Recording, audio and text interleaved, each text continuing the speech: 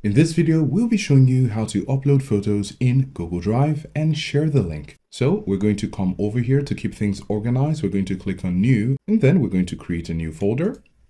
And we're going to name it Pictures. So we have the name Pictures here, and we're going to click Create, and we're going to double click to open the folder. So now there are no photos here. All we need to do is to locate the photos we want to have and drag and drop them. So in this folder here, I have 2 pictures. All I need to do to upload it is to drag and drop it. So I have just highlighted the pictures I want, or the photos, and dropping them here. As you can see, they're currently trying to upload. And now that I have the 2 photos here in my Google Drive, all I need to do is to go back to my drive by clicking on my drive just before Pictures. And then I'm going to share this folder.